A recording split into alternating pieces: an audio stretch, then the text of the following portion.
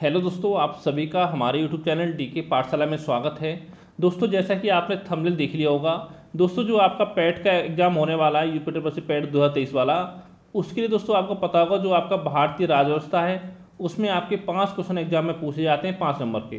तो दोस्तों इस वीडियो में जितने भी टॉपिक आपके भारतीय राजस्थान सिलेबस में हैं उन सभी टॉपिक को मैं इस वीडियो में आपका कवर कराऊंगा। यानी कि इस वीडियो को देखने के बाद दोस्तों कहीं और से किसी और बुक से आपको भारतीय राज्यव्यवस्था पढ़ने की जरूरत आपको नहीं पड़ेगी, ये मेरी गारंटी है। बस आपको इतना काम करना है, इस वीडियो को अच्छे से देखना है 2 से 3 बार, और साथ में जो मैं आपके लिए एक टेस्ट सीरीज लेकर आऊँगा एग्जाम से पहले, वो टेस्ट सीरीज आपको सॉल्व करनी है। यानी कि अगर कुछ क्वेश्चन आपका छूट गया होगा तो वो टेस्ट सीरीज में आपका कवर हो जाएगा। और दोस्तों इससे पहले देखिए मैंने आपके लिए एक तो इतिहास की वीडियो बना दी है, यानी पूरे 10 क्वेश्चन आपके इतिहास में पूछे जाते हैं एक वीडियो, और एक वीडियो दोस्तों मैं बना दी है आपकी जनरल अवेयरनेस की, यानी कि कह सकते हो स्टैटिक जीके की। ठीक है, अगर आपने नहीं देखी दोस्तों इस वीडियो के लास्ट में इसकी लिंक डाल दूंगा, वहाँ पर जाकर आप वीडियो को देख सकते हो। और साथ ही देखिए दोस्तों मैं आपको बता दूं कि अगर आप पैट 2023 के लिए कंप्लीट स्टडी मटेरियल चाहते हो तो दोस्तों ये मेरा नंबर है 7042654209। इस नंबर दोस्तों आपको व्हाट्सएप मैसेज करना है, तो आपकी यानी जो आपके पीडीएफ नोट्स के लिए कंप्लीट जानकारी आपको हमारे द्वारा प्रोवाइड करा दी जाएगी। तो चलिए शुरू करते हैं आज का वीडियो। पहला दोस्तों हम जितने भी महत्वपूर्ण आपके अनुच्छेद हैं यानी आर्टिकल हैं उनको देखेंगे, क्योंकि यहाँ से आपका एक क्वेश्चन आपके एग्जाम में 100% आएगा। ठीक है, उसके बाद दोस्तों क्या जितने भी आपके टॉपिक है उनको सबको कवर कराएंगे। फिर दोस्तों पहले आपका आर्टिकल 1 है आपका संघ का नाम और उसके राज्य क्षेत्र से संबंधित है। आर्टिकल 2 आपका नए राज्यों का प्रवेश या स्थापना से संबंधित है। आर्टिकल 3 है आपका नए राज्यों का निर्माण और वर्तमान राज्यों के क्षेत्रों, सीमा या नामों में परिवर्तन। आर्टिकल 5 है आपका नागरिकता से संबंधित। आर्टिकल 14 आपका है विधि के समक्ष समानता का अधिकार से संबंधित। आर्टिकल 15 आपका धर्म, मूलवंश, जाति, लिंग या जन्मस्थान के आधार पर विभेद का प्रतिषेध। यानी दोस्तों आप किसी भी व्यक्ति से उसके धर्म के नाम पर या मूल वंश के नाम पर, जाति के नाम पर, लिंग या जन्मस्थान के नाम पर भेदभाव नहीं कर सकते हो। अगला दोस्तों आपका आर्टिकल 16 है, वो है आपका लोक नियोजन के विषय में अफसर की क्षमता। आर्टिकल 17 आपका अस्पृश्यता का अंत, यानी कि आपका छुआछूत का अंत है इसमें आपका। आर्टिकल 18 आपका है उपाधियों का अंत। आर्टिकल दोस्तों 19 है आपकी बोलने की स्वतंत्रता। आर्टिकल 20 है दोस्तों आपका अपराधों के लिए 2 सिद्धि के संबंध में संरक्षण। आर्टिकल 21 है आपका प्राण और देही स्वतंत्रता का संरक्षण। आर्टिकल 21 ए आपका 6 से 14 वर्ष तक के सभी बच्चों को निःशुल्क और अनिवार्य शिक्षा का अधिकार से संबंधित है। फिर दोस्तों आगे आपका आता है आर्टिकल 22, जिसमें दोस्तों कुछ दशाओं में गिरफ्तारी और निरोध से संरक्षण से संबंधित आपका है। आर्टिकल 23 दोस्तों आपका है मानव दुर्व्यापार एवं बलाश्रम का प्रतिषेध से संबंधित। और आर्टिकल 24 आपका है कारखानों आदि में बालकों के नियोजन का प्रतिषेध से संबंधित। अगर दोस्तों आपका आर्टिकल 25 आता है कि अंतकरण की ओर धर्म के अबाध रूप से मानने आचरण और प्रचार करने की स्वतंत्रता। अब देखिए दोस्तों आगे जब हम आपके मौलिक अधिकार पढ़ेंगे, राज्य के नीति तत्व पढ़ेंगे, उसमें इनको थोड़ा डिटेल में आपका देखेंगे। ठीक है, अभी केवल आप इस तरह से पढ़ लीजिए। फिर दोस्तों आप आगे आपका आर्टिकल 26 है जो कि आपका है धार्मिक कार्यों के प्रबंध की स्वतंत्रता से संबंधित। आर्टिकल 29 है आपका अल्पसंख्यक वर्गों के हितों का संरक्षण संबंधित।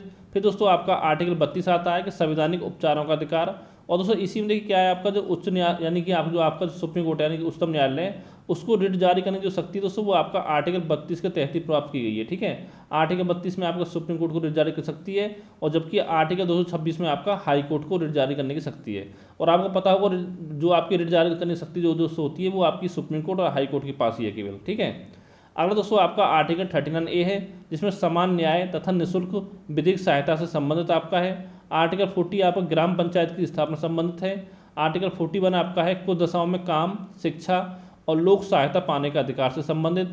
आर्टिकल 44 है आपका नागरिकों के लिए एक समान सिविल संहिता का प्रावधान, जैसे दोस्तों इस समय चर्चा चल रही है भारत में आपकी। ठीक है, तो ये आपका इंपोर्टेंट हो जाता है। फिर दोस्तों आर्टिकल 45 है आपका 6 वर्ष से कम आयु के बच्चों की बाल अवस्था की देखभाल और शिक्षा के लिए प्रावधान, आर्टिकल 45 में। फिर दोस्तों अगला आपका आता है आर्टिकल 48A पर्यावरण का संरक्षण और संवर्धन एवं वन तथा वन्य जीवों की रक्षा से संबंधित आपका आर्टिकल 48A है।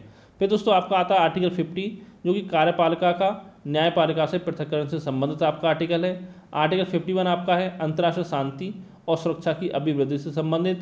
आर्टिकल 51A है आपका मूल कर्तव्य इसमें आपके हैं। आर्टिकल 52 में दोस्तों आपके आते हैं भारत का राष्ट्रपति। आर्टिकल 55 में है आपका राष्ट्रपति के निर्वाचन की पद्धति, कि उसका निर्वाचन किस पद्धति के आधार पर होता है, आपका कौन कौन उसमें भाग लेता है, वो सब चीज़ आपकी आती है आर्टिकल 55 में। फिर दोस्तों आपका अगला है आर्टिकल 60, जिसमें क्या है कि राष्ट्रपति द्वारा शपथ या प्रतिज्ञान। फिर आर्टिकल 61 है आपका राष्ट्रपति पर चलाए जाने वाले महाभियोग की प्रक्रिया। अगला दोस्तों आपका है आर्टिकल 66, इसमें क्या है, इसमें आपका उपराष्ट्रपति का निर्वाचन है। आर्टिकल 72 में आपका राष्ट्रपति द्वारा क्षमादान की शक्ति है। आर्टिकल 74 में आपका कि राष्ट्रपति को सहायता और सलाह देने के लिए एक मंत्रिपरिषद आपका होगा। आर्टिकल 75(1) में है आपका कि प्रधानमंत्री की नियुक्ति राष्ट्रपति करेगा और अन्य मंत्रियों की नियुक्ति जो वो भी राष्ट्रपति प्रधानमंत्री की सलाह पर करेगा। फिर आपका आर्टिकल 76, इसमें क्या है, भारत का महान्यायवादी है। आर्टिकल 79 क्या है आपका, संसद के गठन का प्रावधान इसमें किया गया है। फिर दोस्तों आपका आता है आर्टिकल 80, इसमें क्या है, इसमें राज्यसभा की संरचना का वर्णन किया गया है। आर्टिकल 81 में किया गया आपका लोकसभा की संरचना का वर्णन। फिर दोस्तों आपका आता है आर्टिकल 85, इसमें क्या है कि संसद के सत्रावसान और विघटन से संबंधित आपका आर्टिकल है। फिर आपका आर्टिकल 100A है, 1 है, यानी कि लोकसभा अध्यक्ष द्वारा अपने निर्णायक मत का प्रयोग। ठीक है।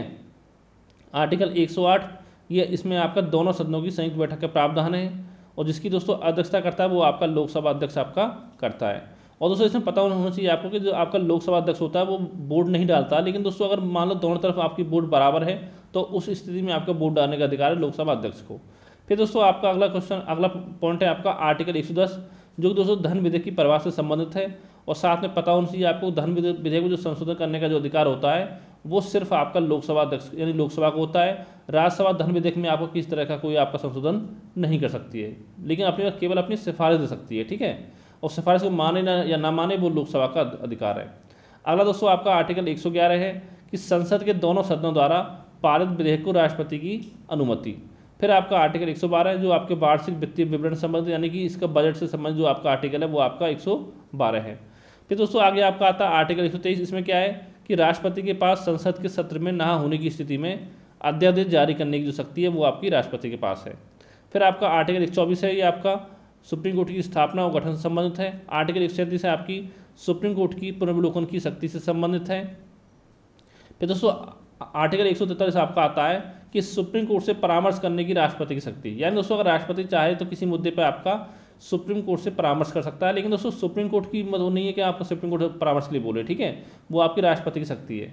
फिर दोस्तों अगला आपका आर्टिकल 148, इसमें क्या है, इसमें भारत का नियंत्रक एवं महालेखा परीक्षक यानी कैग है आपका। आर्टिकल 155 आपका राज्यपाल की नियुक्ति। आर्टिकल 161 आपका है राज्यपाल द्वारा क्षमादान की शक्ति। आर्टिकल 164(1) है आपका राज्यपाल द्वारा सीएम की नियुक्ति और सीएम की सलाह पर अन्य मंत्रियों की नियुक्ति से संबंधित। फिर दोस्तों अगला आपका आता है आर्टिकल 165 जो कि आपका राज्य का महाधिवक्ता। ठीक है। फिर आपका आर्टिकल 169 है आपका राज्यों में विधान परिषदों के गठन एवं विघटन का अधिकार है। फिर दोस्तों आपका आर्टिकल 200 है कि राज्यपाल द्वारा विधेयकों पर अनुमति देना या अनुमति रोक लेना या राष्ट्रपति के विचार के लिए आरक्षित कर लेना, वो आपका आर्टिकल 200 में है। फिर दोस्तों अगला आपको देखिए आर्टिकल 174 है, थोड़ा रह गया था पीछे आपका, कि राज्यपाल द्वारा राज्य विधानमंडल के साथ साथ के समय समय पर सत्र बुलाने, उसका सत्रावसान करने तथा विधानसभा को विकृत करने का जो अधिकार है वो आपका आर्टिकल 174 में है। फिर है दोस्तों आपका आर्टिकल 213 यानी 213 यानी राज्यपाल की अध्यादेश जारी करने की जो शक्ति है वो दोस्तों आर्टिकल 213 में है। फिर आपका आर्टिकल 214, इसमें क्या है, राज्यों के लिए उच्च न्यायालय। आर्टिकल 216 में आपका उच्च न्यायालयों का गठन है। आर्टिकल 226 दोस्तों आपका उच्च न्यायालयों को रिट जारी करने की शक्ति आपकी है, जिसमें बताया पीछे मैंने आपको। फिर दोस्तों आपका आर्टिकल 231, इसमें क्या है कि 2 या अधिक राज्यों के लिए एक ही उच्च न्यायालय की स्थापना जो वो दोस्तों आपके आर्टिकल 231 में है। अगला दोस्तों आपका है आर्टिकल 233, इसमें दोस्तों आपका जिला न्यायाधीशों की नियुक्ति संबंधित प्रावधान है। फिर आर्टिकल 241 आपका संघ राज्य क्षेत्रों के लिए उच्च न्यायालय। आर्टिकल 249 आपका राज्य सूची के विषय में संबंध में राष्ट्र हित में विधि बनाने की संसदीय शक्ति जो वो आपकी आर्टिकल 249 में है। फिर दोस्तों आपका आर्टिकल 263 आता है जिसमें आपका अंतर्राज्य परिषद के संबंध में उपबंध किया गया है। फिर आर्टिकल 266 जो आपकी संचित निधि से संबंधित है और आर्टिकल 267 जो दोस्तों वो आपका आकस्मिकता निधि से संबंधित है। फिर आपका आर्टिकल 280 जो कि आपका वित्तायोग से संबंधित है। आर्टिकल 301 संपत्ति के अधिकार से संबंधित है। आर्टिकल 312 इसमें दोस्तों आपका अखिल भारतीय सेवा को वर्णन किया गया है सॉरी। और दोस्तों आपको एक चीज़ पता होनी चाहिए कि अखिल भारतीय सेवाओं में क्या क्या आपकी सेवाएं शामिल होती हैं, कि दोस्तों ये एग्जाम में यदि क्वेश्चन आपका यूपीएससी में ही पूछा गया है। इसमें दोस्तों एक तो आपका आता है आईएएस आते हैं, ठीक है, और एक दोस्तों इसमें आपके आईपीएस आते हैं, और दोस्तों एक इसमें दोस्तों आपके आते हैं आईएफओएस, ठीक है।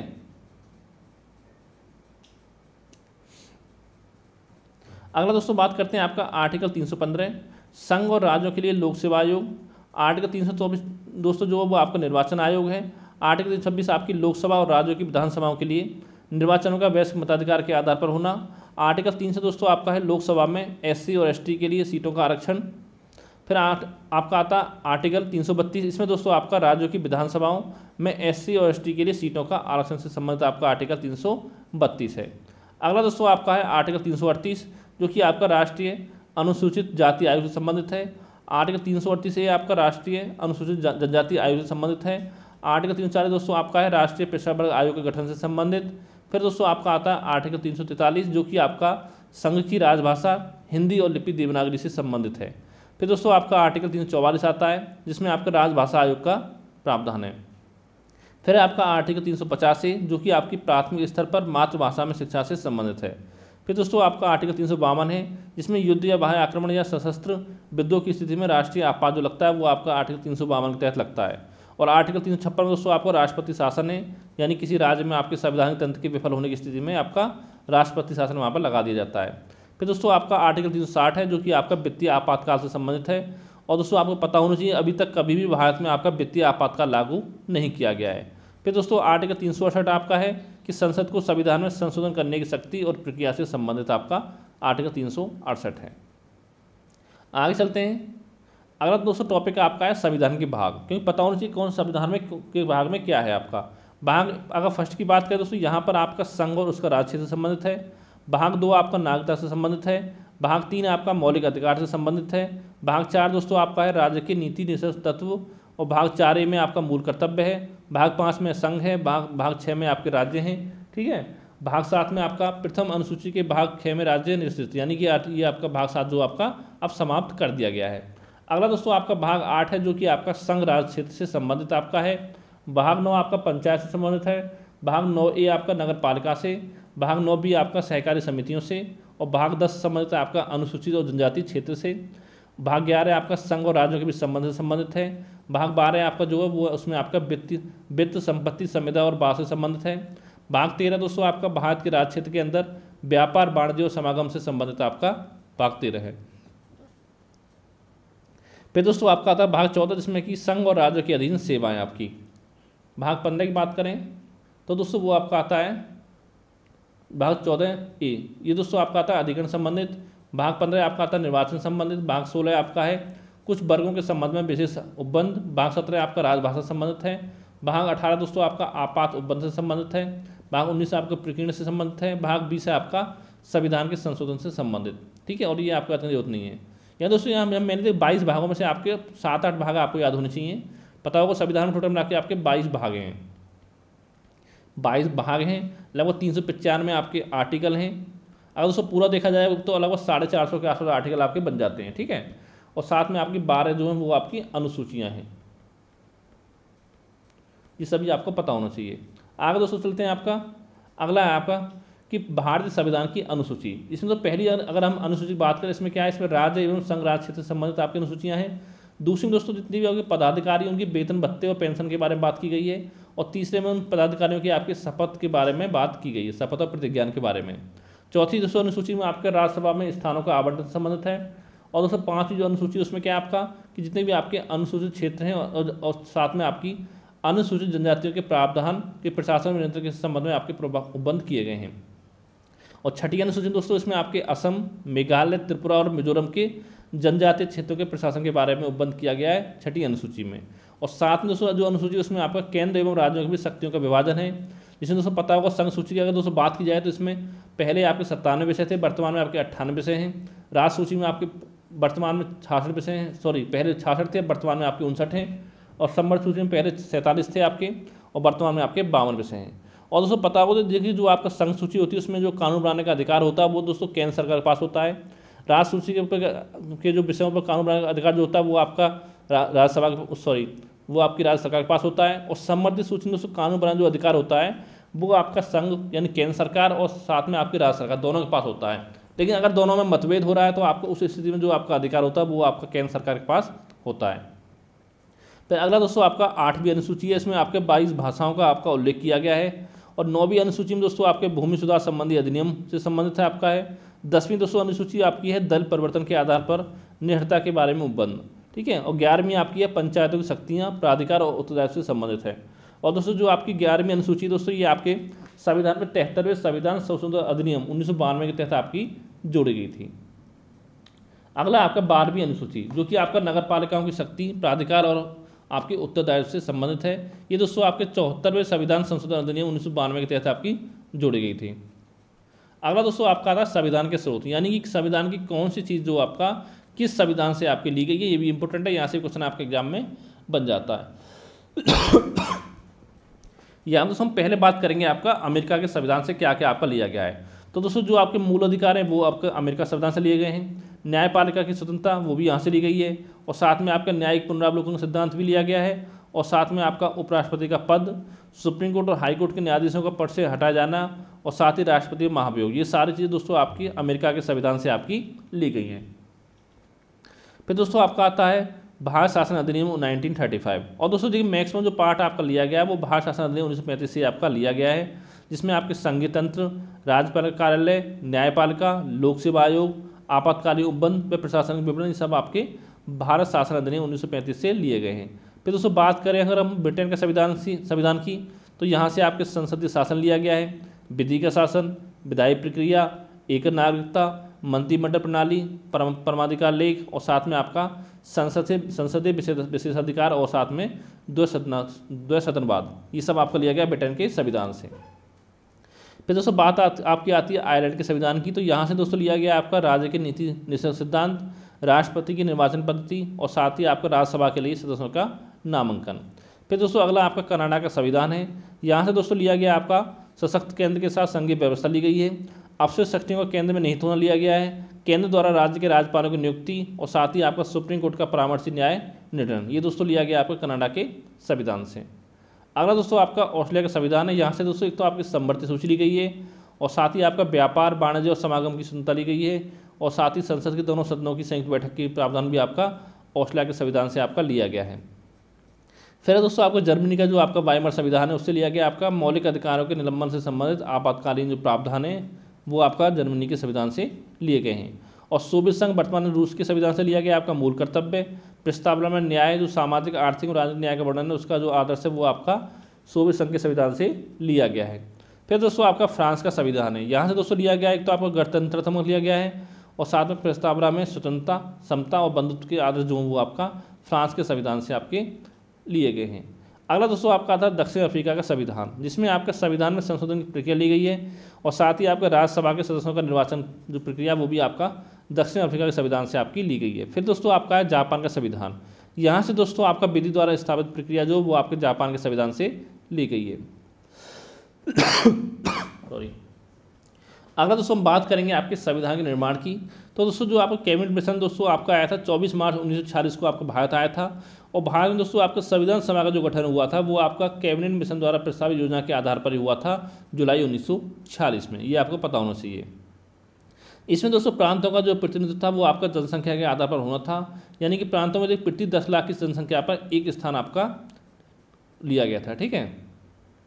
और आगे आपका संविधान निर्माण निकाय की जो संख्या थी वो आपकी 389 आपकी निर्धारित की गई थी, और प्रत्येक प्रांत के स्थानों को 3 प्रमुख समुदायों में जनसंख्या आधार बांटा गया था, जिसमें मुस्लिम और सिख और आपके साधारण वर्ग, ठीक है। और दोस्तों हैदराबाद आपकी एक ऐसी देशी रियासत थी जिसके प्रतिनिधि जो आपके संविधान सभा में सम्मिलित आपके नहीं हुए थे, और जो संविधान सभा की पहली दोस्तों बैठक हुई थी वो आपकी हुई थी 9/1946 को, जिसके जो आपके अस्थायी सदस्य बनाए गए थे, अध्यक्ष बनाए गए थे वो थे आपके सच्चिदानंद सिन्हा, ठीक है। और साथ में से मुस्लिम लीग ने इसका आपका संविधान सभा की प्रथम बैठक का आपका बहिष्कार किया था।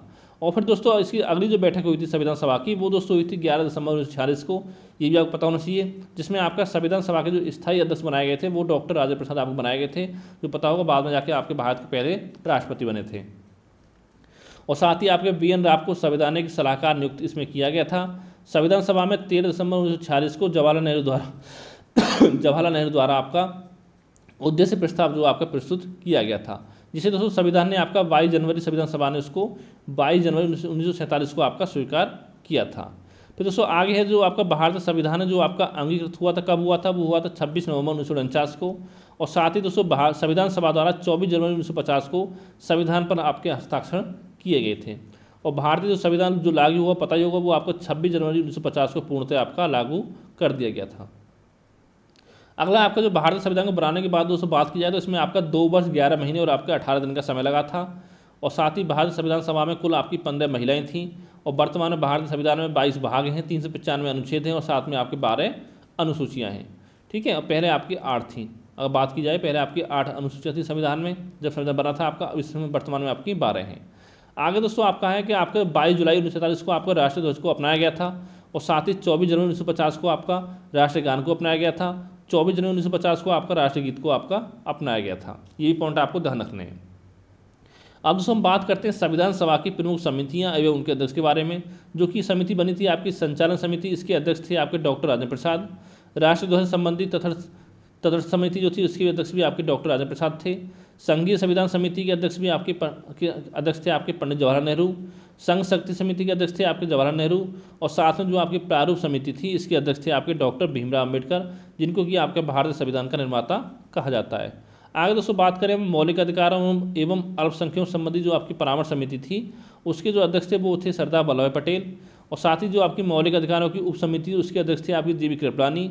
और जो आपका अल्पसंख्यक की समिति की जो आपकी उप समिति समिति थी अल्पसंख्यक अधिकारों की, ठीक है, उसके आपके उप समिति के जो अध्यक्ष थे दोस्तों वो थे आपके एच.सी. मुखर्जी। ये भी आपको ध्यान रखना है। अगला दोस्तों आपका है कि स्वतंत्र भारत का पहला जो मंत्रिमंडल था 1947, उसमें दोस्तों कौन किसके पास कौन सा पद था। उस समय जवाहरलाल नेहरू आपके प्रधानमंत्री थे। और जो आपके सरदार वल्लभ पटेल थे उनके पास गृह मंत्रालय था, सूचना एवं प्रसारण मंत्रालय था और साथ में आपके राज्यों के मामलों के मंत्री भी आपके यही थे। फिर दोस्तों जो आपके खाद्य एवं कृषि मंत्रालय जो था वो आपका डॉक्टर राजेंद्र प्रसाद के पास था। मौलाना अबुल कलाम आज़ाद जो थे आपके अबुल कलाम आज़ाद वो थे आपके शिक्षा मंत्री। डॉक्टर जॉन मैथाई थे आपके रेलवे एवं परिवहन मंत्री। डॉक्टर भीमराव अम्बेडकर थे आपके विधि मंत्री। जगजीवन राम थे आपके श्रम मंत्री। और सरदार बलदेव सिंह थे आपके रक्षा मंत्री। और राजकुमारी अमृत कौर थी आपकी स्वास्थ्य मंत्री। C.H. भाभा थे आपके वाणिज्य मंत्री। और डॉक्टर श्यामा प्रसाद मुखर्जी थे आपके उद्योग एवं आपूर्ति मंत्री। अगला दोस्तों बात करते हैं हम नए राज्यों के गठन वर्ष। तो दोस्तों आंध्र प्रदेश जो आपका गठन हुआ था 1953 में हुआ था। और साथ ही भाषा के आधार पर गठित होने वाला पहला राज्य था आपका आंध्र प्रदेश। गुजरात गठन हुआ था 1960 में, नागालैंड का 63 में, हरियाणा 1966, हिमाचल प्रदेश 1971, मेघालय मणिपुर त्रिपुरा आपको 1972 में, सिक्किम 1975 में, मिजोरम अरुणाचल प्रदेश और गोवा 1987 में। और साथ ही आपका छत्तीसगढ़, उत्तराखंड और झारखंड हुआ था आपका 2000 में। और तेलंगाना आपका 2 जून 2014 में। ठीक है, अगला दोस्तों देखते हैं मौलिक अधिकार, जो कि दोस्तों भाग 3 में है, आर्टिकल 12 से लेकर के आर्टिकल 35 के बीच में। तो पता होना चाहिए जो मौलिक अधिकार दोस्तों मैं बताया पीछे आपको, ये आपके यूएसए के संविधान से लिए गए, यानी कि अमेरिका के संविधान से आपके लिए गए हैं। इसका वर्णन संविधान के भाग 3 में अनुच्छेद 12 से लेकर 35 तक किया गया है। और संविधान के भाग 3 को भारत का अधिकार पत्र आपका कहा जाता है। फिर दोस्तों आगे आपका मौलिक अधिकारों में संशोधन हो सकता है एवं राष्ट्रीय आपातकाल के दौरान जीवन एवं व्यक्तिगत स्वतंत्रता के जो अधिकार को छोड़ करके अन्य जो मौलिक अधिकार हैं उसमें आपका संशोधन हो सकता है, यानी वो जो आपके अन्य अधिकार हैं वो आपके स्थगित किए जा सकते हैं। ठीक है, लेकिन आपके जो आपके जीवन एवं व्यक्तिगत स्वतंत्रता का जो अधिकार है उसको आपका स्थगित नहीं किया जा सकता है। फिर दोस्तों आगे आपका मौलिक अधिकारों की सुरक्षा के लिए व्यक्ति उच्चतम न्यायालय में जो आपका आर्टिकल 32 है और उच्च न्यायालय जो आपका आर्टिकल 226 है उसमें जा सकता है। ठीक है, यानी कि जो आपकी रिट जारी कर सकती है वो आपकी सुप्रीम कोर्ट के पास है आर्टिकल 32 में और हाई कोर्ट के पास है आर्टिकल 226 में।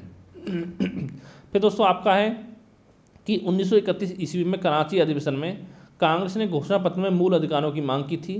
ठीक है, और जो मूल अधिकारों का प्रारूप तैयार किया था दोस्तों वो बनाया था आपका जवाहरलाल नेहरू ने।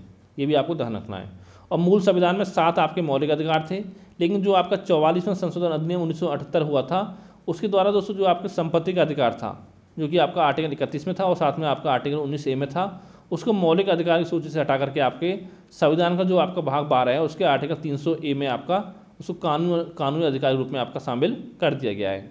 और दोस्तों देखिए जो आपके मौलिक अधिकार है कौन कौन से, देखिए समता समानता का अधिकार आर्टिकल 14 से लेकर 18 तक। कभी कभी दोस्तों ये भी आपका मैचिंग के लिए पूछ लेता है, ठीक है, कौन से आर्टिकल में क्या है आपका।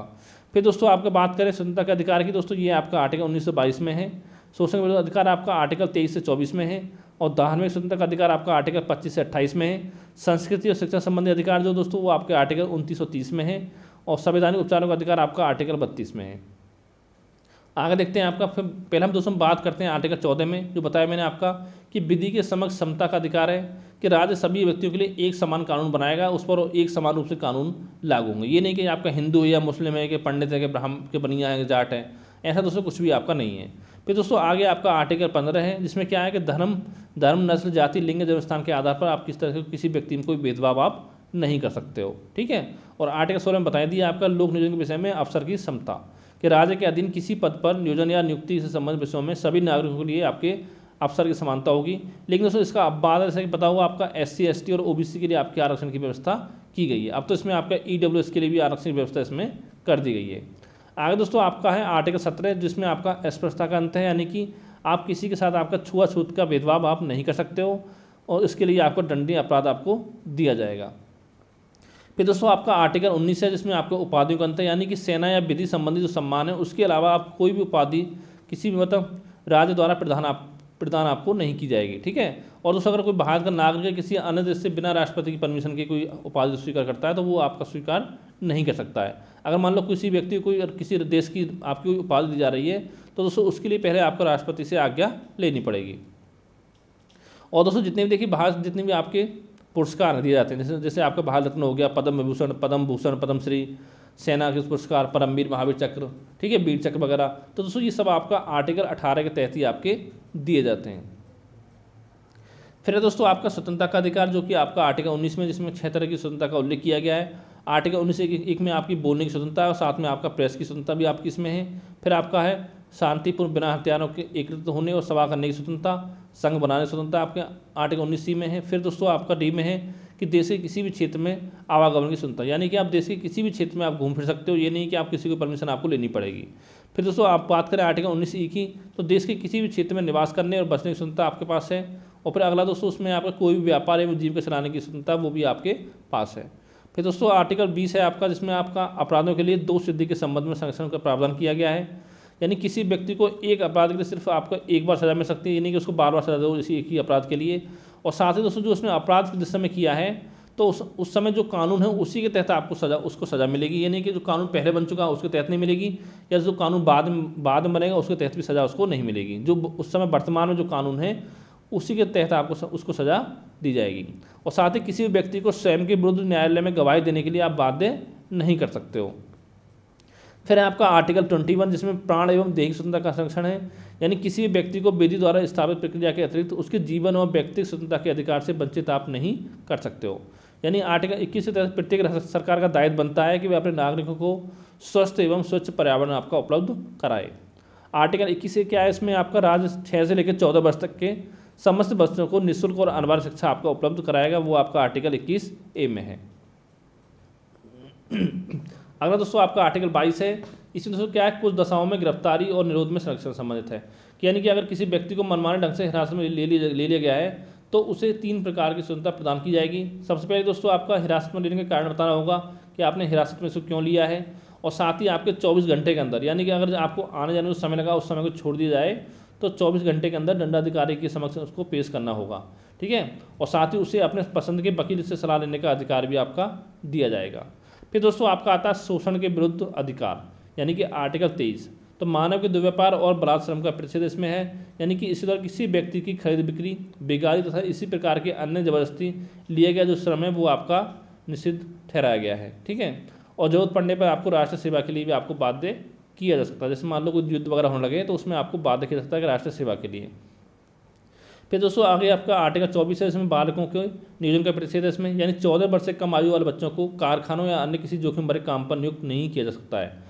यहाँ पर दोस्तों देखिए आपको पूर्ण ध्यान रखना है कि 14 वर्ष, इन पूछ सकता है कि कारखाने में कितने वर्ष से कम बच्चों को आपको नहीं ले सकता, दोस्तों वो है आपका 14 वर्ष। फिर दोस्तों आगे आपका धार्मिक स्वतंत्रता का अधिकार है, जो कि आपका आर्टिकल 25 में, इसमें क्या है कि कोई भी व्यक्ति किसी भी धर्म को मान सकता है और उसका प्रचार प्रसार कर सकता है, यानी आप किसी व्यक्ति को भी बाधा नहीं कर सकते हो कि आप हिंदू धर्म को मानो या मुस्लिम को मानो, उसकी मर्जी है, किसी धर्म को वो आप मान सकता है। फिर दोस्तों आर्टिकल 26 इसमें क्या है कि व्यक्ति को अपने धर्म के लिए संस्थाओं की स्थापना पोषण करने, विधि सम्मत संपत्ति के अर्जन, स्वामित्व व प्रशासन का अधिकार आपका आर्टिकल 26 में है। आर्टिकल 27 दोस्तों आपका राज्य किसी भी व्यक्ति को ऐसे कर देने के लिए बाध्य नहीं कर सकता जिसकी आय किसी विशेष धर्म या धार्मिक संप्रदाय की उन्नति या पोषण में व्यय करने के लिए विशेष रूप से निश्चित कर दी गई है। ठीक है, वो आपकी मर्जी है कि आप उसके दान दो या ना दो, इसमें आपको बाध्य नहीं कर सकता राज्य सरकार। फिर दोस्तों आगे आपका आर्टिकल 28 है कि राज्य विधि से पूर्णतः पोषित किसी शिक्षा संस्थान में कोई धार्मिक शिक्षा नहीं दी जाएगी। ऐसे शिक्षण संस्थान अपने विद्यार्थियों को किसी धार्मिक अनुष्ठान में भाग लेने या किसी धर्मोपदेश को बात सुनने के हेतु बाध्य नहीं कर सकते हैं। फिर दोस्तों आपका आता है संस्कृति में शिक्षा संबंधी अधिकार, जो आपका आर्टिकल 29 में उसमें क्या है कि कोई भी अल्पसंख्यक वर्ग अपनी भाषा, लिपि और संस्कृति को सुरक्षित रख सकता है और केवल भाषा, जाति, धर्म और संस्कृति के आधार पर उसे किसी भी सरकारी शैक्षिक संस्था में प्रवेश से नहीं रोका जाएगा। वो आपका आर्टिकल 29 में। और आर्टिकल 30 में क्या है कि कोई भी अल्पसंख्यक वर्ग अपनी पसंद का शैक्षणिक संस्थान चला सकता है और सरकार उसे अनुदान देने में किसी तरह का भेदभाव नहीं करेगी। फिर दोस्तों आपका है संवैधानिक उपचारों का अधिकार, जो कि बताया मैंने देखिए संवैधानिक उपचारों का जो अधिकार है वो आपका आर्टिकल 32 में है। और साथ ही संविधानों के उपचारों के अधिकार को डॉक्टर भीमराव अम्बेडकर ने संविधान की आत्मा कहा है। और पता होगा जो आपका संवैधानिक उपचारों का अधिकार है, यानी कि आर्टिकल 32 के तहत आपका सुप्रीम कोर्ट और आपका हाई कोर्ट को आर्टिकल 226 तहत आपको रिट जारी करने का अधिकार है। अब देखिए दोस्तों यहाँ पर 5 टाइप की रिट की व्यवस्था की गई। कौन कौन सी? एक है आपकी बंदी प्रत्यक्षीकरण, यानी अवैध रूप से बंदी बनाए गए व्यक्ति को न्यायालय के समक्ष प्रस्तुत किया जाएगा। ठीक है, पहली आपकी ये है। दूसरी दोस्तों आपकी है परमादेश, जबकि पदाधिकारी अपने सार्वजनिक कर्तव्य का निर्वाह नहीं करता है तो दोस्तों ये आपका परमादेश जारी किया जाता है। और तीसरा आपका प्रतिषेध लेख, यानी कि जब आज्ञा पत्र सुप्रीम कोर्ट तथा हाई कोर्ट द्वारा निम्न न्यायालयों में अर्ध न्यायिक न्यायाधीशों को जारी किए जाते हैं। ठीक है, उनसे बोला जाता है कि इस मामले में अपने यहाँ कार्रवाई न करें क्योंकि ये मामला उनके अधिकार क्षेत्र से आपका बाहर है। फिर दोस्तों अगला आपका उत्प्रेषण, ये है आपका अधीनस्थ न्यायालय को ये है आपका आदेश दिया जाता है कि वे अपने पास जो भी लंबित मामले पड़े हुए उनको आपका वरिष्ठ न्यायालय को भेजें। फिर दोस्तों अगला आपका अधिकार परीक्षा लेख है कि जब कोई व्यक्ति किसी ऐसे पदाधिकारी रूप में कार्य कर रहा है जिसके रूप में कार्य करने का उसको वैधानिक रूप से अधिकार नहीं है, तो न्यायालय अधिकार परीक्षा के आदेश द्वारा उस व्यक्ति से पूछती है कि वो आपका किस अधिकार से इसमें कार्य कर रहा है। ठीक है, अगला दोस्तों आपका है कि राज्य की नीति निर्देशक तत्व, जो कि दोस्तों आपके संविधान के भाग 4 में आर्टिकल 36 से 51 में इसका वर्णन किया गया है। और साथ ही ये आपके आयरलैंड के संविधान से आपके लिए गए हैं। ठीक है, और इन्हें न्यायालय द्वारा लागू नहीं किया जा सकता, यानी इससे जो आपकी वेतन शक्ति वो आपकी प्राप्त नहीं है राज्य की नीति निर्देशक तत्वों को। फिर दोस्तों ये इसमें आपका आर्टिकल 38 आता है कि राज्य लोक कल्याण की सुरक्षा और अभिवृद्धि के लिए सामाजिक व्यवस्था का निर्माण करेगा जिससे नागरिक को सामाजिक, आर्थिक एवं राजनीतिक आपका न्याय मिल सके। फिर दोस्तों इसमें आर्टिकल 39 आपका आता है जिसमें समान न्याय और निःशुल्क विधिक सहायता, समान कार्य के समान वेतन की व्यवस्था आपकी की गई है। आर्टिकल 40 आपका है ग्राम पंचायत गठन संबंधी, जो पीछे बता दिया मैंने। आर्टिकल 41 बताया था कुछ दशाओं में काम, शिक्षा और लोक सहायता पाने का अधिकार संबंधित है। आर्टिकल 43 आपका है राज्य कर्मकारों के लिए मजदूरी, शिष्ट जीवन स्तर आदि बढ़ाने को प्रयास करेगा। आर्टिकल 44 दोस्तों आपका है नागरिकों के लिए आपका एक सवाल सिविल संहिता। ठीक है, आर्टिकल 45 आपका अगर राज्य 6 वर्ष की आयु के सभी बच्चों को पूर्व बाल्यकाल की देखरेख और शिक्षा देने का प्रयास करेगा। आर्टिकल 46 है दोस्तों आपका अनुसूचित जातियाँ, अनुसूचित जनजाति और आपके अन्य दुर्बल वर्गों को शिक्षा और अर्थ संबंधी हितों की अभिवृद्धि से संबंधित है। आर्टिकल 47 दोस्तों आपका है राज्य पोषाहार स्तर और जीवन स्तर को ऊंचा करने, लोक स्वास्थ्य का सुधार करने का प्रयास करेगा और मादक द्रव्य और हानिकारक औषधियों का निषेध करेगा। आर्टिकल 48 दोस्तों बताया मैंने आपको कृषि एवं पशुपालन के संगठन से संबंधित है। आर्टिकल 48 आपका है पर्यावरण के संरक्षण तथा संवर्धन का और वन तथा वन्य जीवों की रक्षा से संबंधित। आर्टिकल 49 दोस्तों आपका राष्ट्रीय महत्व के स्मारकों, स्थानों व वस्तुओं का संरक्षण संबंधित है। आर्टिकल 50 आपका है कार्यपालिका एवं न्यायपालिका पृथक्करण। आर्टिकल 51 है आपका अंतर्राष्ट्रीय शांति और सुरक्षा की अभिवृद्धि।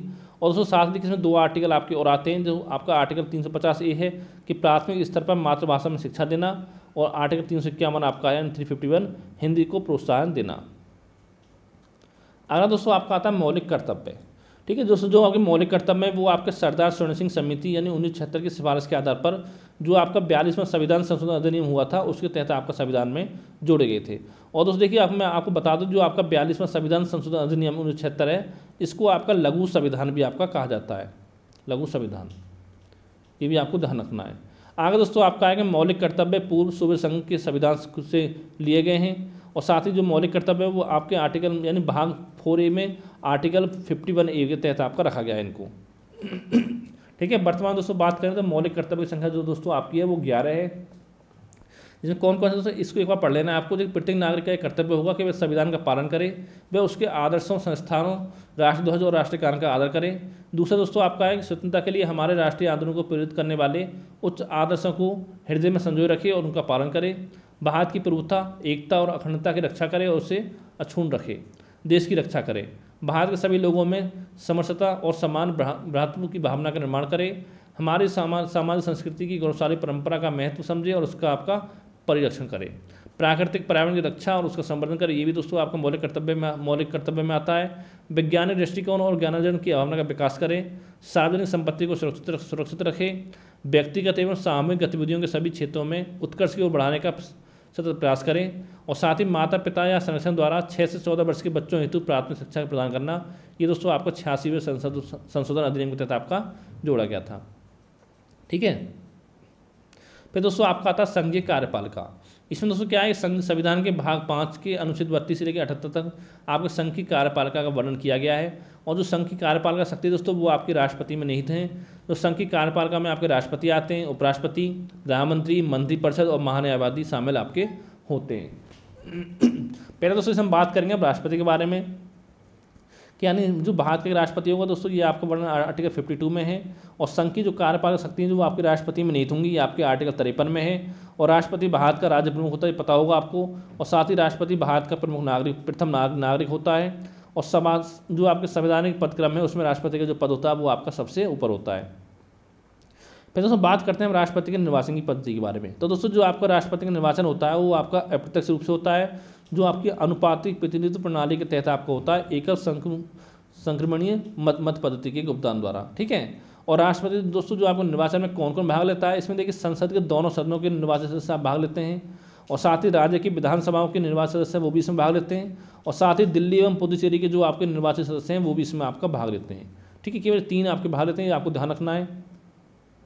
आगे दोस्तों आपका है कि राष्ट्रपति जो पद ग्रहण करते समय सुप्रीम कोर्ट के जो मुख्य न्यायाधीश होते हैं या उनकी अगर वो नहीं है उसमें एब्सेंट हैं तो उनके तो जो आपका वरिष्ठतम न्यायाधीश होता है उसके सामने आपके शपथ लेता है राष्ट्रपति। ठीक है। और साथ ही कार्यकाल की समाप्ति से पहले राष्ट्रपति अपना त्याग पर जो वो आपका उपराष्ट्रपति को दे सकता है। और एक व्यक्ति दोस्तों भारत में क्या होता है, जितनी बार चाहे उतनी बार राष्ट्रपति आपका बन सकता है, उसमें कोई समय सीमा नहीं है कि 2 बार बनेगा 1 बार बनेगा। ठीक है। जितनी बार चाहे उतनी बार आपका निर्वाचित हो सकता है। और दोस्तों जो आपका राष्ट्रपति का कार्यकाल होता है वो आपका 5 वर्ष का होता है। और राष्ट्रपति जो आपका महाभियोग लगाने की प्रक्रिया है दोस्तों वो आपके आर्टिकल 61 में है। और साथ ही जो आपके राष्ट्रपति पद हेतु अर्हता क्या होनी चाहिए, भारत का नागरिक होना चाहिए, 35 वर्ष की आयु पूरी कर चुका हो, लोकसभा का सदस्य निर्वाचित होने की अर्हता रखता हो, और साथ ही भारत सरकार या राज्य सरकार के अधीन या नियंत्रण में किसी स्थानीय संस्था में लाभ का पद धारण न करता हो। यानी दोस्तों ये आपका देखिए सभी चीज़ जरूरी है, लेकिन ये जरूरी नहीं कि पढ़ा लिखा हो या ना हो। ठीक है। वो कोई जरूरी नहीं, चाहे राष्ट्रपति हो, प्रधानमंत्री हो, यानी अनपढ़ गंवार हो तो भी चलेगा, कोई उसमें बड़ी बात नहीं है। ठीक है। फिर दोस्तों आगे आपका राष्ट्रपति की शक्तियों की बात की जाए तो राष्ट्रपति अपनी शक्तियों का जो प्रयोग है वो प्रधानमंत्री व मंत्रिपरिषद की सहायता से करता है। आगे आपका भारत सरकार के सभी शासन संबंधी जो कार्य हैं उसी के नाम से आपके किए जाते हैं। और राष्ट्रपति आपका प्रधानमंत्री की नियुक्ति करता है और उसके परामर्श पर आपके जो अन्य मंत्री होते हैं उनकी नियुक्ति भी आपके राष्ट्रपति द्वारा की जाती है। और राष्ट्रपति दोस्तों आपके भारत के महान्यायवादी की, महान्यायिका के महालेखा परीक्षक यानी कैग, मुख्य चुनाव आयुक्त एवं अन्य चुनाव आयुक्त, राज्यों के राज्यपाल की नियुक्ति भी आपकी राष्ट्रपति ही करते हैं। अगला आपका कि राष्ट्रपति दोनों सदनों की बैठक बुलाता है और उसको संबोधित करता है। सत्तावसान में लोकसभा का गठन करता है राष्ट्रपति। ठीक है। और राष्ट्रपति जो आपका संसद का जो संयुक्त अधिवेशन है उसको बुला सकता है, जिसकी जो आपकी अध्यक्षता है वो आपका लोकसभा अध्यक्ष उसकी करता है। ठीक है। और राष्ट्रपति दोस्तों जो होता है वो आपका प्रत्येक नए चुनाव के बाद तथा प्रत्येक वर्ष संसद के प्रथम अधिवेशन को आपका संबोधित करता है। और वह साहित्य, विज्ञान, कला एवं समाज सेवा से जुड़े 12 व्यक्तियों को राज्यसभा के लिए आपकी मनोनीत करते हैं राष्ट्रपति, ये पता होगा आपको। और संसद द्वारा पारित जो आपका अधिनियम है वो राष्ट्रपति की अनुमति के बिना आपका लागू नहीं होता है। यानी जो आपके अधिनियम पारित होते हैं वो अधिनियम तभी बनता है आपका। ठीक है। पहले आपके विधेयक होते हैं, जब आपका राष्ट्रपति उस पर साइन कर देते तब वो आपका अधिनियम बनता है। वह जो राष्ट्रपति होता है केंद्र व राज्य भी राजस्व के बंटवारे के लिए प्रत्येक 5 वर्ष में वित्त आयोग के गठन करता है राष्ट्रपति। और साथ में राष्ट्रपति सुप्रीम कोर्ट के मुख्य न्यायाधीश तथा सुप्रीम कोर्ट व हाई कोर्ट के अन्य न्यायाधीशों की जो आपकी नियुक्ति करता है वो भी आपके राष्ट्रपति करता है। और दोस्तों राष्ट्रपति आपका सुप्रीम कोर्ट से किसी विधि पर सलाह ले सकता है, परंतु सुप्रीम कोर्ट की सलाह राष्ट्रपति को बाध्यकारी नहीं है आर्टिकल 143 के तहत। ठीक है। यानी सलाह मांग सकता है, अब सलाह को माने या ना माने वो दोस्तों वो जरूरी नहीं है। फिर दोस्तों आगे आपका भारत के रक्षा बलों का जो सर्वोच्च सेनापति होता है वो आपका राष्ट्रपति होता है। और राष्ट्रपति को 3 निम्न आपातकाल शक्ति प्राप्त है। राष्ट्रीय आपातकाल आर्टिकल 352 में, राष्ट्रपति शासन 356 में, और साथ में आपके वित्तीय आपातकाल आर्टिकल 360 में। ठीक है, यहाँ 360 आपको सही कर लेना, 362 लग गया गलती से, ये आपका 360 है यहाँ पे। अगला दोस्तों आपका है कि डॉक्टर राजेंद्र प्रसाद भारत के प्रथम राष्ट्रपति थे। केवल बीबी गिरी के निर्वाचन समय दूसरे चक्र की आपकी मतगणना करनी पड़ी थी। और साथ में जो आपके नीलम संजीव रेड्डी थे दोस्तों, वो आपका निर्विरोध राष्ट्रपति आपके निर्वाचित हुए थे। और भारत की पहली महिला राष्ट्रपति कौन थी दोस्तों, वो थी आपकी प्रतिभा देवी सिंह पाटिल। और वर्तमान में कौन है वो आपको पता होगा, बताने की जरूरत नहीं है। ठीक है, और बात करें आपके उपराष्ट्रपति की, तो दोस्तों भारत का जो आपका उपराष्ट्रपति होता है वो राज्यसभा का पदेन सभापति होता है। उपराष्ट्रपति राज्यसभा का सदस्य नहीं होता है, अतः इसे मतदान करने का अधिकार नहीं है, किंतु सभापति के रूप में निर्णायक मत देने का आपका अधिकार है। अगर दोस्तों हम बात करें योग्यता की, तो दोस्तों भारत का नागरिक होना चाहिए उपराष्ट्रपति को, 35 वर्ष की आयु पूरी कर चुका हो, राज्यसभा का सदस्य निर्वाचित होने के योग्य हो, और साथ में लाभ के पद पर ना हो। अगला दोस्तों आपकी बात आती है शपथ की, तो जो आपका उपराष्ट्रपति वो अपना पद ग्रहण करने से पूर्व राष्ट्रपति के सामने शपथ लेते हैं। अगर राष्ट्रपति नहीं तो उनके द्वारा नियुक्त कोई व्यक्ति हो उसके सामने उसको शपथ लेनी पड़ती है उपराष्ट्रपति को। ठीक है, अगला आपका त्यागपत्र की बात की जाए दोस्तों, जो आपका उपराष्ट्रपति है वो अपना त्यागपत्र जो है वो आपको राष्ट्रपति को संबोधित करके अपना दे सकते हैं। और कार्यकाल दोस्तों होता है उपराष्ट्रपति वो भी आपका 5 वर्ष का होता है। और राज्यपाल की कार्य शक्तियाँ राज्यसभा के पदेन सभापति रूप में कार्य करता है। और साथ ही आपका अगर राष्ट्रपति उस समय मौजूद नहीं है तो राष्ट्रपति के रूप में भी इसको कार्य करने का अधिकार है उपराष्ट्रपति को। ठीक है, और एक चीज़ ध्यान दोस्तों यहाँ पर रखनी है, अगर जब मान लो उपराष्ट्रपति आपका राष्ट्रपति के रूप में कार्य कर रहे हो तो उस समय जो भी आपकी जो क्या बोलते हैं वेतन वगैरह जो मिलते हैं वो आपको उनको राष्ट्रपति के वेतन भत्ते के रूप में ही मिलते हैं। ठीक है, अगला दोस्तों आपका केंद्रीय मंत्रिपरिषद एवं प्रधानमंत्री। तो राष्ट्रपति को उसके कार्य एवं कर्तव्यों के संपादन की सहायता एवं सलाह देने के लिए एक मंत्रिपरिषद होगी, जिसका प्रधान जो वो आपका प्रधानमंत्री होगा, आर्टिकल 74 में कहा गया है। और साथ ही प्रधानमंत्री की नियुक्ति राष्ट्रपति करेगा, और अन्य मंत्रियों की जो नियुक्ति है वो भी आपके राष्ट्रपति प्रधानमंत्री की सलाह पर करेगा, ये आपका आर्टिकल 75 में है। और आगे आपका मंत्रिपरिषद में मंत्रियों की कुल संख्या प्रधानमंत्री को शामिल करते हुए लोकसभा के जितने सदस्य होते हैं उनकी संख्या के 15% से अधिक आपकी नहीं हो सकती है।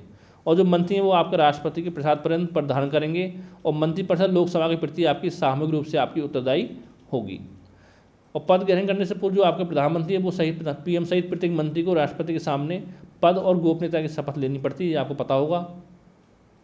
अगला दोस्तों बात करते हैं मंत्री। तो दोस्तों मंत्री 3 प्रकार के होते हैं, इसमें कैबिनेट मंत्री आते हैं, राज्य मंत्री और आपके उप मंत्री। और दोस्तों जो प्रधानमंत्री जो होता है वो आपका नीति आयोग, राष्ट्रीय विकास परिषद, राष्ट्रीय एकता परिषद, अंतर्राज्यीय परिषद तथा राष्ट्रीय जल संसाधन परिषद का जो आपका अध्यक्ष होता है वो प्रधानमंत्री आपका होता है। और पहले दोस्तों जो आपका योजना आयोग होता था उसके अध्यक्ष भी आपके प्रधानमंत्री ही होते थे। और जो प्रधानमंत्री है वो आपका राष्ट्रपति एवं मंत्रिपरिषद के बीच संवाद की मुख्य कड़ी होती है। प्रधानमंत्री में दोस्तों सबसे बड़ा कार्यकाल जो था आपका प्रथम प्रधानमंत्री जवाहरलाल नेहरू का रहा था। ठीक है, और देश की प्रथम महिला जो थी प्रधानमंत्री दोस्तों वो थी आपकी श्रीमती इंदिरा गांधी। और चौधरी चरण सिंह दोस्तों एकमात्र ऐसे प्रधानमंत्री रहे थे कि जो कभी भी आपका लोकसभा में उपस्थित नहीं रहे, ये भी पॉइंट आपको ध्यान रखना है। और एक कार्यकाल में सबसे कम समय तक पीएम जो के पद पर रहने वाले जो थे वो थे आपके अटल बिहारी वाजपेयी। और विश्वास मत में असफल होने वाले प्रधानमंत्री थे आपके विश्वनाथ प्रताप सिंह। ठीक है, आगे दोस्तों बात करते हैं ऐसे कौन कौन से प्रधानमंत्री रहे जो प्रधानमंत्री बनने के समय आपके राज्यसभा सदस्य थे दोस्तों, वो आपके 4 रहे। कौन कौन से? इंदिरा गांधी, एच.डी. देवगौड़ा, और साथ में इंद्र कुमार गुजराल, और साथ में आपके डॉक्टर मनमोहन सिंह। ये 4 प्रधानमंत्री ऐसे रहे जो आपके पीएम बनते समय आपका राज्यसभा के सदस्य थे। आगे दोस्तों आपका आता भारत का महान्यायवादी, जो कि आपका आर्टिकल 76 में है। इसमें क्या है दोस्तों, इसमें आपका राष्ट्रपति ऐसे व्यक्ति को भारत का महान्यायवादी नियुक्त कर सकता है जिसमें उच्चतम न्यायालय का न्यायाधीश नियुक्त होने की योग्यता हो। और साथ ही वह भारत सरकार के जो विधि संबंधी विषयों पर सलाह देता है, उसे सभी न्यायालयों में सुनवाई करने का अधिकार है। वह राष्ट्रपति के प्रसाद पर्यंत अपना पद धारण करते हैं भारत के महान्यायवादी। और दोस्तों जो भारत का महान्यायवादी होता है ये भारत का प्रथम विधि अधिकारी होता है। उसे संसद के किसी भी सदन में या किसी समिति में भाग लेने का अधिकार है, लेकिन उसे मतदान करने का अधिकार प्राप्त नहीं है, ये आपको पता होना चाहिए। आगे दोस्तों बात करते हैं हम राज्य की कार्यपालिका की। तो दोस्तों ये आपका संविधान के भाग 6 के आर्टिकल 153 से लेकर के 167 तक का आपका कार्यपालिका का वर्णन किया गया है, जिसमें राज्य जो कार्यपालिका में आपके राज्यपाल होगा, सीएम होंगे, मंत्रिपरिषद और राज्य के महाधिवक्ता उसमें शामिल आपके होते हैं। और पहले दोस्तों हम बात करते हैं राज्यपाल की। और दोस्तों जो आपके राज्यपाल होते हैं ये आपके राज्य का संवैधानिक प्रमुख होता है राज्यपाल। और राज्यपाल दोहरी भूमिका निभाता है, राज्य के प्रमुख के रूप में और साथ में आपके केंद्र सरकार के प्रतिनिधि के रूप में भी आपका राज्यपाल भूमिका निभाते हैं। और प्रत्येक दोस्तों राज्य का एक राज्यपाल होता है, ये आपका आर्टिकल 153 में है। और दोस्तों एक ही जो व्यक्ति है आपको उसको 2 या 2 से अधिक राज्यों का राज्यपाल भी आपका नियुक्त किया जा सकता है। और राज्यपाल जो कार्यकाल है वो 5 वर्ष का होता है। इसकी नियुक्ति कौन करता है? राष्ट्रपति द्वारा की जाती है, आर्टिकल 155 में है। और साथ ही राज्यपाल जो आपका राष्ट्रपति के प्रसाद पर्यंत अपने पद पर बना रहता है और राज्यपाल अपना त्यागपत्र राष्ट्रपति के पास भेजकर आपको पदमुक्त हो सकता है। फिर दोस्तों बात करते हैं हम राज्यपाल की योग्यता क्या होनी चाहिए। भारत का नागरिक हो, 35 वर्ष की आयु पूरी कर चुका हो, कोई लाभ का पद धारण न किया हो और संसद या राज्य विधानमंडल के किसी भी सदन का सदस्य न रहा हो। आगे दोस्तों आपका शपथ की बात करें तो जो आपके राज्यपाल हैं वो आपका हाई कोर्ट के मुख्य न्यायाधीश या उसके जो आपके वरिष्ठ न्यायाधीश हैं उसके रूप में आपके शपथ लेते हैं उसके सामने। ठीक है, ये आपका आर्टिकल 159 में है। और शक्तियाँ कार्य की बात की जाए दोस्तों, राज्य सरकार के सभी जो कार्यकारी कार्य होते हैं वो आपका राज्यपाल के नाम पर होते हैं, जो कि आपका आर्टिकल 154 में है। और साथ ही जो आपके राज्यपाल हैं वो आपकी मुख्यमंत्री की नियुक्ति करता है और साथ में मुख्यमंत्री के परामर्श पर अन्य मंत्रियों की नियुक्ति भी आपका राज्यपाल ही करता है। और ये दोस्तों आपका आर्टिकल 164 में है। और जो आपके मंत्री होते हैं वो आपका राज्यपाल के प्रसाद पर्यंत अपना पद धारण करते हैं। अगला दोस्तों आपका है कि राज्यपाल राज्य का महाधिवक्ता, राज्य लोक सेवा आयोग के अध्यक्ष और अन्य सदस्यों तथा अधीनस्थ न्यायालय के न्यायाधीशों की नियुक्ति करता है, लेकिन वह राज्य लोक सेवा आयोग के सदस्यों को आपका हटा नहीं सकता है क्योंकि वो शक्ति आपकी होती है राष्ट्रपति के पास। आगे दोस्तों आपका अगर राज्य के उच्च न्यायालय के न्यायाधीशों की नियुक्ति के संबंध में राष्ट्रपति राज्यपाल से परामर्श लेता है, आर्टिकल 217 में इसका वर्णन किया गया है। आगे दोस्तों आप बात करते हैं द्विसदनीय विधानमंडल में राज्यपाल विधान परिषद में सदस्यों के नाम निर्दिष्ट करता है जिन्हें साहित्य, कला, विज्ञान, सहकारी आंदोलन और सामाजिक सेवा के संबंध में विशेष ज्ञान का अनुभव हो। वह राज्य के विश्वविद्यालयों का जो होता है आपका यानी कि राज्यपाल जो होता है वो राज्य के विश्वविद्यालयों का कुलाधिपति होता है और राज्य के विश्वविद्यालयों के कुलपति की नियुक्ति करता है और उसे राज्य विधानसभा के सत्र को बुलाने, सत्र प्रसारण करने या विधानसभा को भंग करने का जो अधिकार है वो भी आपको होता है, जो कि आपका आर्टिकल 174 के तहत। आगे दोस्तों आपका है कि राज्यपाल विधानसभा के प्रत्येक चुनाव के बाद पहले और प्रत्येक वर्ष के पहले सत्र को आपका संबोधित करता है। कोई भी विधेयक राज्यपाल की अनुमति के बिना कानून नहीं बन सकता है। राज्यपाल जो आपका राज्य विधानसभा का गठन कर सकता है। राज्यपाल जब विधानसभा या उसके दोनों सदन सत्र में ना हो तो उसका अध्यादेश भी जारी करता है, जो कि आपका आर्टिकल 213 में है। अब दोस्तों बात करते हैं राज्य की मंत्रिपरिषद के बारे में। तो राज्यपाल को सहायता में सलाह देने के लिए राज्य मंत्रिपरिषद की व्यवस्था की गई है, जो कि आपका आर्टिकल 163 में है। राज्यपाल सीएम की नियुक्ति करेगा और अन्य मंत्रियों की नियुक्ति राज्यपाल सीएम के परामर्श से करेगा। मंत्रिपरिषद राज्य की विधानसभा के प्रति सामूहिक रूप से उत्तरदायी होगा। प्रत्येक मंत्री पद ग्रहण करने से पहले राज्यपाल के सम्मुख पद व गोपनीयता की शपथ लेता है आपका। और मंत्रिपरिषद के सभी सदस्यों के लिए अनिवार्य है कि वे राज्य विधानमंडल के दोनों सदनों यानी जहाँ पर विधान परिषद हो में से किसी एक सदन का सदस्य आपका होना आवश्यक है। आगे दोस्तों बात करते हैं आपके मुख्यमंत्री के बारे में। तो जो मुख्यमंत्री होता है वो राज्य की मंत्रिपरिषद का प्रधान होता है। राज्यपाल उस व्यक्ति को मुख्यमंत्री नियुक्त करता है जो राज्य विधानसभा में बहुमत दल का आपका नेता हो। राज्यपाल को राज्य शासन से संबंधित मंत्रिमंडल के निर्णयों से अवगत करना सीएम का संवैधानिक कर्तव्य है, जो कि आपका आर्टिकल 167 में है। और सीएम जो दोस्तों होता है यानी मुख्यमंत्री शासन का प्रमुख प्रवक्ता है और मंत्रिपरिषदों की बैठकों की आपकी अध्यक्षता करता है मुख्यमंत्री। फिर दोस्तों आपका आता है महाधिवक्ता। तो राज्यपाल ऐसे व्यक्ति को राज्य का महाधिवक्ता नियुक्त करता है जो उच्च न्यायालय का न्यायाधीश नियुक्त होने के लिए अर्हत हो, जो कि आपका आर्टिकल 165 में है। महाधिवक्ता राज्य का सर्वोच्च कानून अधिकारी होता है। और फिर महाधिवक्ता जो आपका राज्य विधानमंडल के सदनों की कार्यवाही में भाग ले सकता है, किंतु उसे मतदान करने का अधिकार नहीं है। और देखिए दोस्तों साथ मैं आपको बता दूं, इसके अलावा अगर बात करो लोकसभा की, राज्यसभा, विधानसभा और विधान परिषद, और दोस्तों इन टॉपिकों में कवर कर चुका हूँ। आपको जो मैंने आपको जनरल अवेयरनेस पढ़ाया था तो उसमें टॉपिक आपका है सिलेबस में, तो वहाँ पर मैंने आपको पढ़ा दिया है। ठीक है, लोकसभा, राज्यसभा, विधानसभा और साथ में आपका विधान परिषद। आगे दोस्तों आपका आता है केंद्र राज्य संबंध। तो संविधान द्वारा केंद्र व राज्यों के बीच 3 प्रकार के संबंधों की व्यवस्था की गई है। मेनली कौन कौन से? विधायी, प्रशासनिक और आपका वित्तीय संबंध। और भारतीय संविधान की 7वीं जो अनुसूची उसमें आपका केंद्र व राज्य की शक्तियों के बंटवारे से संबंधित आपका 3 सूचियाँ दी गई। कौन कौन सी? संघ सूची। इसमें दोस्तों क्या होता है कि राष्ट्रीय महत्व के विषय हैं जिसमें कानून बनाने जो आपका अधिकार होता है वो आपका संसद के पास होता है, यानी कह सकते हो केंद्र सरकार के पास होता है। इसमें 100 विषय, इसमें वर्तमान में आपके 100 विषय और मूलतः आपके 57 विषय थे आपके। अब दोस्तों बात करें इसमें कुछ मुख्य विषय के बारे में, तो बैंकिंग आपका इसमें आता है, रक्षा, बीमा, जनगणना, संचार, विदेशी मामले, मुद्रा, डाक एवं तार, रेल तथा वायु एवं जल परिवहन आदि आपके संघ सूची के विषय में आते हैं। और राज्य सूची दोस्तों बात की जाए ऐसे विषय जिन पर कानून बनाने जो आपका अधिकार है वो आपका राज्य विधानमंडल के पास होता है। तो वर्तमान में इसमें आपके 61 विषय हैं, पहले आपके इसमें 66 विषय थे। और दोस्तों इसमें आपके आते हैं, पुलिस आपकी आती है, जन स्वास्थ्य एवं सफाई आती है, सार्वजनिक व्यवस्था, जेल, कृषि, बाजार, मत्स्य पालन, स्थानीय शासन, ये आपके आते हैं राज्य सूची के विषय में। फिर अगला दोस्तों आपका है समृद्धि सूची। ऐसे विषय जिन पर संसद और राज्य विधानमंडल दोनों आपके कानून बना सकती हैं। वर्तमान इसमें 52 विषय हैं, पहले आपके 47 थे। और इसमें जो महत्वपूर्ण विषय दोस्तों आते हैं वो है आपकी जनसंख्या नियंत्रण एवं परिवार नियोजन, बिजली, दवा, समाचार पत्र, शिक्षा, विवाह एवं तलाक और वन, ये आपके आते हैं समवर्ती सूची में। ठीक है। अगला दोस्तों आपका आता है अपशिष्ट विधायी शक्ति, कि जिन विषयों को संघ सूची, राज्य सूची और समवर्ती सूची में शामिल नहीं किया जाता उन पर कानून बनाने जो अधिकार है वो आपका संसद को प्रदान किया गया है, वो आपकी होती हैं अपशिष्ट विधायी शक्तियाँ। आगे दोस्तों बात करते हैं कि केंद्र राज्य संबंधों पर जो गठित समिति आपका आयोग गठन किए गए थे कौन कौन से थे। एक दोस्तों था आपका प्रशासनिक सुधार आयोग जो कि आपके 1969 में गठन हुआ था। एक था आपका राजमन्नार समिति 1969, सरकारी आयोग 1983 और साथ में आपका MM पुंछी आयोग 2007 में। ये सब आपको पता होना चाहिए कौन सा आयोग किस सन में आपका गठित हुआ था। फिर दोस्तों आपका है अंतर्राज्यीय परिषद, जो कि आपका आर्टिकल 263 में है कि अंदर केंद्र एवं राज्यों के बीच समन्वय स्थापित करने के लिए राष्ट्रपति एक अंतर्राज्यीय परिषद की स्थापना कर सकता है, और जिसका दोस्तों आपका अध्यक्ष होगा वो आपका प्रधानमंत्री इसका होगा। और साथ ही भारत की संचय नीति की बात की जाए आर्टिकल 266 में, तो इसके द्वारा आपका भारत की संचय नीति के तथा प्रत्येक राज्य की संचित नीति की जो स्थापना की गई है आर्टिकल 266 के तहत। ठीक है। और इसमें क्या होता है, जो आपके आस्म निधि एवं राज्यों को दिए जाने वाले करों और शुल्कों को छोड़ करके भारत सरकार को प्राप्त सभी राजस्व अग्रिमों द्वारा लिए गए उन सभी उदाहरणों से उस सरकार को प्राप्त जितनी भी आपकी धनराशि होती है उसको संचय निधि बनाती है, जिसे संचय निधि के रूप में आपका जाना जाता है।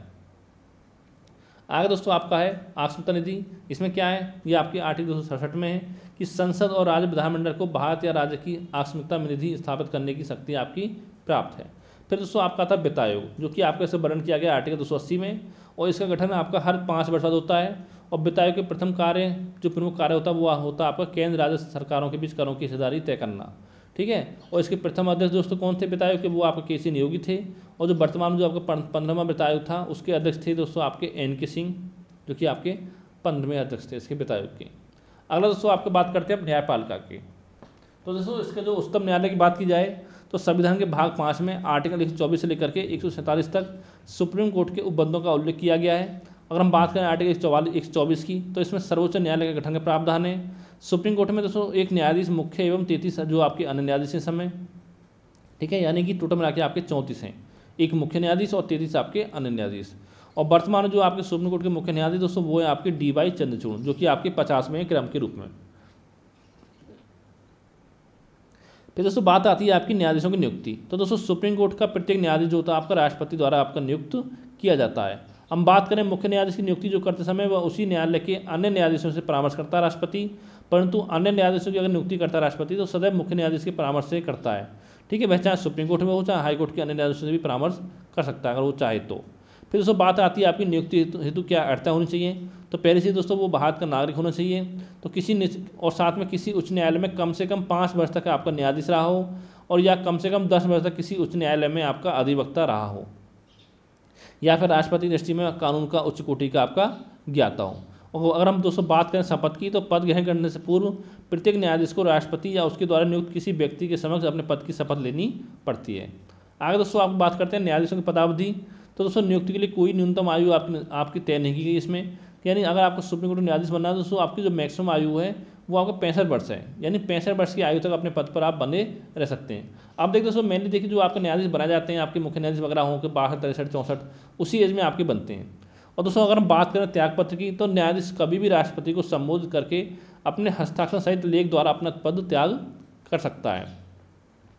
अगला आपका सुप्रीम कोर्ट की शक्तियाँ एवं क्षेत्राधिकार।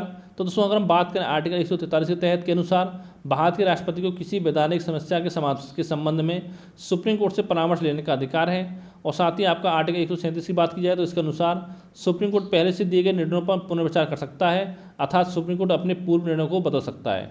और साथ में सुप्रीम कोर्ट जो होता है आपका संविधान का संरक्षक होता है। और आर्टिकल 32 के अंतर्गत सुप्रीम कोर्ट नागरिकों के मौलिक अधिकारों की रक्षा हेतु रिट जारी कर सकता है, जो मैंने पीछे आपको बताया था। अब दोस्तों अगला सवाल आता है सबसे अधिक समय तक मुख्य न्यायाधीश के पद पर रहने वाले न्यायाधीश कौन थे। दोस्तों वो थे आपके यशवंत विष्णु चंद्रचूड़। और सबसे कम समय तक कौन रहे थे दोस्तों, वो रहे थे आपके कमल नारायण सिंह। अगला आपका उच्च न्यायालय यानी कि हाई कोर्ट। तो आर्टिकल 214 के अनुसार प्रत्येक राज्य के लिए आपका हाई कोर्ट की व्यवस्था की गई है। और आर्टिकल 231 के अनुसार संसद कानून द्वारा 2 या 2 से अधिक राज्यों या 2 राज्यों और 1 केंद्र शासित प्रदेश के लिए एक संयुक्त उच्च न्यायालय की व्यवस्था कर सकती है। और वर्तमान में देश में कुल आपके 25 उच्च न्यायालय पता होना चाहिए आपको। साथ ही केंद्र शासित प्रदेशों में केवल दिल्ली और जम्मू कश्मीर में आपके उच्च न्यायालय हैं, ठीक है। और बात करें योग्यता की, दोस्तों वो भारत का नागरिक होना चाहिए और भारत में कम से कम 10 वर्ष तक किसी न्यायिक पद पर कार्य किया हो या कम से कम 10 वर्ष तक किसी भी राज्य के उच्च न्यायालय में या एक से अधिक उच्च न्यायालयों में अधिवक्ता रहा हो, तो वो आपका उच्च न्यायालय का न्यायाधीश आपका बन सकता है। अगला दोस्तों आपको बात आती है न्यायाधीशों की नियुक्ति। तो आर्टिकल 217 के अनुसार हाईकोर्ट के मुख्य न्यायाधीश जो आपकी नियुक्ति करते समय राष्ट्रपति जो सुप्रीम कोर्ट के मुख्य न्यायाधीश तथा संबंधित राज्य के राज्यपाल से परामर्श लेता है। और साथ में अन्य न्यायाधीशों की नियुक्ति करते समय राष्ट्रपति को सुप्रीम कोर्ट के मुख्य न्यायाधीश तथा संबंधित राज्य के राज्यपाल के अतिरिक्त हाईकोर्ट के मुख्य न्यायाधीश का परामर्श लेना आपका अनिवार्य है। फिर दोस्तों बात करते हैं हम शपथ ग्रहण की। तो जो आपके हाई कोर्ट के मुख्य न्यायाधीश होते हैं उनको पद ग्रहण करने से पहले राज्य के राज्यपाल या उसके द्वारा नियुक्त किसी अधिकारी के समक्ष अपने पद और गोपनीयता की शपथ लेनी पड़ती है। आगे दोस्तों बात करें त्यागपत्र की, तो जो आपके राष्ट्रपति को संबोधित करके अपना त्यागपत्र दे सकते हैं। पदावधि जो 62 वर्ष है आपकी। उच्च न्यायालय की शक्तियों में क्षेत्राधिकार क्या है, इसमें आर्टिकल 226 के अनुसार मौलिक अधिकारों के हनन से संबंधित रिट जारी करने की शक्ति प्राप्त है आपकी हाईकोर्ट को। और साथ ही आपके जो अध्यक्ष न्यायालय होते हैं उस पर नियंत्रण का जो अधिकार है वो भी आपका हाईकोर्ट को होता है। अगला दोस्तों आपका आता है पंचायती राज व्यवस्था। बहुत ही इंपॉर्टेंट टॉपिक है, यहाँ से भी आपका एक क्वेश्चन आपके एग्जाम में 100% एग्जाम में आने वाला है। तो दोस्तों पहले हम बात करते हैं जो आपके लॉर्ड रिपन थे उनको स्थानीय स्वशासन का आपका पिता कहा जाता है। और पंचायती राज व्यवस्था का जो आपका मूल उद्देश्य है दोस्तों वो आपका विकास की प्रक्रिया में जन भागीदारी की सुनिश्चित करना तथा लोकतांत्रिक विकेंद्रीकरण को आपका बढ़ावा देना। और पंचायती राज दोस्तों शुभारंभ किया गया था स्वतंत्र भारत में दोस्तों, वो हुआ था आपका 2 अक्टूबर 1959 को, जब भारत के पहले प्रधानमंत्री जो थे जवाहरलाल नेहरू, उन्होंने राजस्थान के नागौर जिले में आपका स्थापना की थी पंचायती राज की, ठीक है। और दोस्तों इसके बाद आपको 11 अक्टूबर 1959 को आंध्र प्रदेश में भी आपका पंचायती राज का आपका प्रारंभ हुआ था। और बात करें अगर हम पंचायत का सदस्य बनना है आपको, उसके लिए आपकी जो न्यूनतम आयु वो आपकी 21 वर्ष होनी चाहिए। और साथ ही पंचायत का जो कार्यकाल है वो आपका 5 वर्ष का होता है। यदि किसी पंचायत के समय से पूर्व विघटित कर दिया जाता है तो उसका निर्वाचन आपका 6 महीने के भीतर शेष बची हुई अवधि के लिए कराया जाता है। आगे दोस्तों आप बात करते हैं पंचायती राज व्यवस्था में सुधार हेतु गठित समितियाँ। पहले दोस्तों बात करते हैं बलवंत दास मेहता समिति 1957, यानी इन्होंने आपका 3 स्तरीय पंचायती राज प्रणाली की स्थापना की सिफारिश की थी। और दोस्तों इनकी सिफारिश के आधार पर ही पता होगा इस समय वर्तमान में आपके भारत में 3 स्तरीय आपकी पंचायती राज व्यवस्था है, ठीक है। अगला दोस्तों आपका अशोक मेहता समिति 1977, इन्होंने आपका 2 स्तरीय पंचायती राज प्रणाली की सिफारिश की थी। ये आपका PV के राव समिति 1985, तो इन्होंने सिफारिश की थी आपके ग्रामीण विकास एवं गरीबी उन्मूलन हेतु प्रशासन की व्यवस्था की सिफारिश की थी। फिर दोस्तों आपके आते हैं LM सिंघवी समिति 1986, इन्होंने दोस्तों संवैधानिक दर्जा की सिफारिश की थी कि पंचायतों को आत्मनिर्भर तथा पंचायतों के पुनर्गठन की सिफारिश की, साथ में आप कहा था कि संवैधानिक दर्जा आपका दिया जाए पंचायतों को, ठीक है। फिर दोस्तों बात करते हैं हम आपका PK थुंगन समिति की पंचायती राज व्यवस्था को संवैधानिक दर्जा दिलाने की सिफारिश इन्होंने भी आपकी की थी। अगला दोस्तों आपका 73वां संविधान संशोधन। तो इसमें बात करें आपका पंचायती राज से संबंधित आपका है जो कि भाग 9 में है, आर्टिकल 243 का से लेकर आपके 8 तक, और अनुसूची आपके 11 में है। तो वर्तमान जो आपके पंचायती राज व्यवस्था की बात की जाए तो नागालैंड में, मेघालय में तथा मिजोरम राज्यों को छोड़ करके अन्य सभी राज्यों में तथा दिल्ली को छोड़कर अन्य सभी केंद्र शासित प्रदेशों में आपका लागू है। और बात करें पंचायती राज के त्रिस्तरीय ढांचे का प्रावधान क्या है, अगर हम बात करें ग्राम पंचायत की तो ये आपके ग्राम स्तर पर है, पंचायत समिति आपके प्रखंड स्तर पर है, जिला परिषद आपकी जिला स्तर पर है। और दोस्तों महिलाओं के लिए आपका 1/3 आपकी जो सीटें वो आपकी आरक्षित हैं और इनका कार्यकाल आपका होता है 5 वर्ष का। अगला दोस्तों आपका है 74वें संविधान संशोधन अधिनियम 1992। तो इसमें क्या है, नगर पालिकाओं से संबंधित आपका है। संविधान के भाग 9 क्या में आर्टिकल 243 तय से लेकर यह तक और 6 तक आपका 12वीं अनुसूची में, ठीक है। और इसमें दोस्तों आपका इसमें आपका SC और ST के लिए आरक्षण की व्यवस्था आपकी की गई है संविधान संशोधन अधिनियम 74 में, ठीक है, नगर पालिकाओं से। जिसमें महिलाओं के लिए आपका 1/3 आरक्षण का प्रावधान है और इनके कार्यकाल भी आपका 5 वर्ष का होता है। तो दोस्तों आज की वीडियो में इतना ही। दोस्तों उम्मीद करता हूँ वीडियो आपको पसंद आया होगा। अगर दोस्तों वीडियो आपको अच्छा लगा वीडियो को लाइक करें, साथ ही चैनल को सब्सक्राइब करना ना भूलें। और दोस्तों देखिए इसके बाद जो मैं आपको वीडियो बनाऊंगा आपके लिए, उसमें जो आपका भारतीय अर्थव्यवस्था जितने टॉपिक हैं उन सभी टॉपिकों को मैं आपको उसमें कवर करा दूंगा, ठीक है। तो थैंक यू फॉर वॉचिंग। अगर दोस्तों वीडियो आपको अच्छा लगा हो तो वीडियो को शेयर करना ना भूलें।